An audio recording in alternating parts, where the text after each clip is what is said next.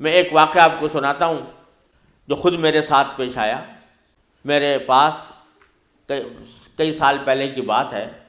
جرمنی سے ایک صاحب کا میرے پاس خط آیا اور انہوں نے اپنا حال یہ لکھا کہ میں پاکستان میں تھا اور وہاں سے پھر میں روزگار کی تلاش میں جرمنی آ گیا۔ جرمنی جب آیا تھا تو اس وقت دین کا کوئی احساس میرے دل میں نہیں تھا، دین کی کوئی فکر میرے دل میں نہیں تھی۔ میں صرف دنیا کمانے کے لیے یہاں پر آ گیا تھا، تو نہ اپنے دین کی کچھ خبر تھی، نہ معلومات تھی، نہ اس پر عمل تھا۔ لیکن یہاں پر رہتے رہتے میں نے ایک کرسچن لڑکی سے میرے تعلقات ہو گئے اور پھر میں نے اسے شادی کر لی۔ شادی کے بعد بھی کوئی دین کی طرف رغبت پیدا نہیں ہوئی، کوئی احساس پیدا نہیں ہوا۔ لیکن جب اولاد ہو گئی اور اولاد ذرا نشو و نما پانے لگی، ذرا سی وہ سمجھدار ہونے لگی، تو اس وقت میں نے دیکھا کہ میری کرسچن بیوی وہ اولاد کو کرسچینٹی پڑھا رہی ہے اور کرسچینٹی کی تعلیم دے رہی ہے۔ تو اس وقت میرے دل کا اندر کا سویا ہوا مسلمان جاگا کہ یہ میری اولاد ہے اور یہ کرسچن بننے جا رہی ہے، میری بیوی اس کو کرسچینٹی پڑھا رہی ہے۔ تو میں نے اپنی بیوی سے کہا کہ تم اس کو یہ کرسچینٹی مت پڑھاؤ۔ بیوی نے کہا میں کیوں نہ پڑھاؤں، یہ میری بھی اولاد ہے اور میں اس کو حق سمجھتی ہوں، تو اپنی اولاد کو بھی ویسے ہی بنانا چاہتی ہوں۔ میں نے کہا نہیں، کرسچینٹی حق نہیں ہے، اسلام برحق ہے۔ تو اس نے کہا مجھے ثابت کرو کہ کیوں برحق ہے اسلام اور کرسچینٹی میں کیا خرابی ہے۔ تو اب میرے پاس علم تو تھا نہیں، مجھے اپنے دین کا بھی پتہ نہیں تھا، کرسچینٹی کا بھی پتہ نہیں تھا، لہذا جب وہ بات کرتی تو میں اس کا جواب دینے کے لیے کی پوزیشن میں نہیں تھا، اس کے سوالات کا جواب نہیں دے سکتا تھا، اس کے اعتراضات کا جواب نہیں دے سکتا تھا۔ تو میں اس مشکل میں ہوں کہ میری اولاد وہ میری بیوی کی تعلیم و تربیت کے نتیجے میں کرسچن بننے جا رہی ہے اور میرے دل پر آرے چل رہے ہیں، میں کچھ کر نہیں سکتا۔ تو آپ مجھے کوئی طریقہ بتائیے۔ یہ خط میرے پاس آیا تو میں نے اللہ تبارک و تعالیٰ سے دعا کی کہ اللہ کوئی ایسی تدبیر اس دل میں ڈال دیجیے کہ جس سے اس بیچارے کی مشکل حل ہو۔ تو میں نے اس کو لکھا کہ ایک تو میری کتاب ہے واٹ از کرسچینٹی کے نام سے، جس میں کرسچینٹی کے بارے میں تفصیل ہے، تو وہ کتاب میں نے بھیجی اور ساتھ میں اس سے کہا کہ آپ اپنی بیوی سے بحث کرنا بند کر دیں،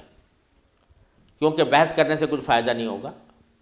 آپ کو خود معلومات نہیں ہے اور بحث کرنے سے ویسے بھی فائدہ نہیں ہوتا۔ جب بحث مباحثہ شروع ہوتا ہے تو ہر ایک آدمی چاہتا ہے دوسرے کو زیر کر دے، اس سے کوئی خاص فائدہ نہیں ہوتا۔ تو آپ بحث کرنا تو بند کر دیں، البتہ ان کو دو باتوں پر آمادہ کر لیں۔ ایک بات تو یہ کہ ان سے یہ کہیں کہ بھئی خدا کو تم بھی مانتی ہو اور میں بھی مانتا ہوں، اور یہ بھی مانتی ہو کہ خدا سے دعا کی جاتی ہے، تو آؤ ہم دونوں بیٹھ کر یہ دعا کریں، اکٹھے بیٹھ کر یہ دعا کریں کہ یا اللہ اگر اسلام برحق ہے تو ہمارا سینہ اسلام کے لیے کھول دیجئے، اس پر عمل کی توفیق عطا فرمائیے، اور اگر کرسچینٹی برحق ہے تو پھر کرسچینٹی کے اوپر ہمارا دل کو مطمئن کر دیجئے۔ دونوں مل کے یہ دعا کیا کریں۔ ایک تو اس بات پر اس کو آمادہ کریں، دوسرے اس بات پر آمادہ کریں میں کتاب بھیج رہا ہوں کہ وہ کتاب کا مطالعہ کر لیں۔ میں نے یہ لکھ تو دیا، اللہ تعالیٰ سے دعا بھی کی کہ اللہ میں نے لکھ تو دیا ہے، اس کو مؤثر و مفید بنا دیجئے۔ کچھ عرصے کے بعد اس ساتھی کا خط آیا، اس نے لکھا کہ الحمدللہ میری بیوی نے آپ کی دونوں باتیں تو مان لی ہیں اور کہا کہ یہ دعا بھی کروں گی اور یہ کتاب بھی پڑھوں گی، لیکن ابھی کوئی فرق نہیں آیا، معاملہ جوں کا توں ہے۔ تو میں نے پھر ان کو خط لکھا کہ آپ گھبرائیں نہیں اور اس عمل کو جاری رکھیں، دعا کرتے رہیں، تو گھبرائیں نہیں۔ اس کے کچھ عرصے کے بعد ان کا خط آیا میرے پاس، اس میں انہوں نے لکھا کہ عجیب و غریب واقعہ ہو گیا، وہ یہ کہ میری بیوی وہ کسی جگہ کوئی ڈگری کورس کر رہی تھی، اس سلسلے میں یونیورسٹی گئی، اور یونیورسٹی سے واپس آتے ہوئے ہم دونوں واپس آ رہے تھے، وہ گاڑی ڈرائیو کر رہی تھی، میں اس کے برابر میں بیٹھا ہوا تھا،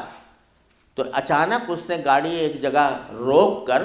اور اس نے اپنا سر اسٹیئرنگ کے اوپر جھکا لیا اور بے تحاشا رونے لگی۔ میں سمجھا کہ خدا نہ کرے اس کے اوپر کوئی دل کا دورہ پڑا ہے یا کوئی تکلیف ہوئی ہے، تو میں پریشان ہوا۔ میں نے پوچھا کیا بات ہے، تو روتے روتے اس سے بولا نہیں جا رہا تھا۔ بمشکل جب میں نے بار بار پوچھا تو اس نے ایک جملہ کہا کہ میں اور کوئی تکلیف نہیں ہے، بس مجھے تم مسلمان بنا دو، اسلام میں قبول کرنا چاہتی ہوں۔ کہتے ہیں مجھے اپنے کانوں پر اعتبار نہیں آیا کہ یہ وہی عورت ہے کہ جو اتنی شدت کے ساتھ مجھ سے بحث کیا کرتی تھی، اور اب یہ کہہ رہی ہے کہ میں نے کیا کہا، تو بار بار میں نے اس سے پوچھا تو اس نے کہا کہ نہیں، میں سچ کہہ رہی ہوں کہ مجھے مسلمان ہونا ہے، تو مجھے کہیں لے جا کر مجھے مسلمان بناؤ۔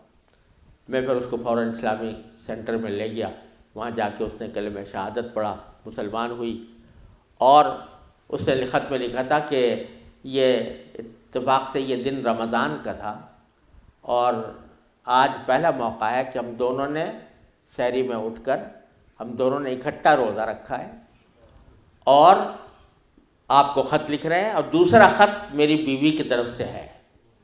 تو دوسرا خط اس کے ساتھ تھا اس کی بیوی کی طرف سے، اور اس نے مجھے لکھا تھا کہ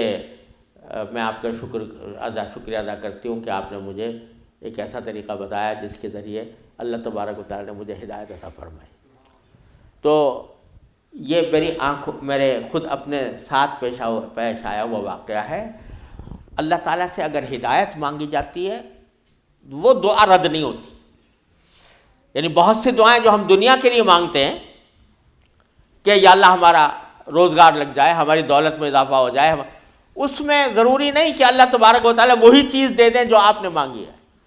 اس لیے کہ بعض اوقات اللہ تعالیٰ کے علم میں ہوتا ہے کہ یہ چیز اس کو دیں گے تو اس کے لیے نقصان دہ ہوگی، کوئی اور چیز دے دیتے ہیں، اس سے اچھی چیز دے دیتے ہیں۔ بعض مرتبہ آدمی مانگتا ہے کہ مجھے میری دولت میں اضافہ ہو جائے، لیکن اللہ تعالیٰ جانتے ہیں کہ اس کی دولت میں اضافہ ہوگا تو پتہ نہیں یہ کس وادی میں جا کے گرے گا، لہذا وہ نہیں دیتے اس کو، لیکن دعا کا ثواب اس کو دے دیتے ہیں۔ اسی طریقے سے بعض اوقات دنیا کے بارے میں اگر یہ ہو کہ بھئی یا اللہ میاں مجھے محسن فرض کرو کہ بیمار ہے تو شفا مل جائے، تو بیماری کے اندر بعض اوقات اللہ تعالیٰ جانتے ہیں کہ اس کا بیمار رہنا ہی اس کے حق میں زیادہ فائدہ مند ہے، تو وہ بعینی ہی وہ چیز نہیں دیتے لیکن اس سے اچھی چیز عطا فرما دیتے ہیں۔ یہ اللہ تبارک و تعالیٰ کی سنت ہے دنیاوی چیزوں کے بارے میں۔ لیکن اگر کوئی ہدایت مانگے سچے دل سے، یا اللہ مجھے ہدایت دے دے، یا اللہ مجھے سیدھے راستے پر چلنے کی توفیق دے دے، یا اللہ میری اولاد کو سیدھے راستے پر چلنے کی توفیق دے دے، تو یہ دعا رد نہیں ہوتی، اور یہ دعا ضرور قبول ہوتی ہے بشرطے کہ مانگنے والا ہو، سچے دل سے مانگے، خشوع کے ساتھ مانگے، اللہ تعالیٰ سے مانگنے کے انداز میں مانگے، تو اللہ تبارک و تعالیٰ وہ دعا رد نہیں فرماتے۔ السلام علیکم جی دوست، آپ نے دیکھا اور سنا شیخ مفتی تقی عثمانی صاحب حفظہ اللہ کو کہ شیخ مفتی تقی عثمانی صاحب حفظہ اللہ کیا بیان فرما رہے تھے۔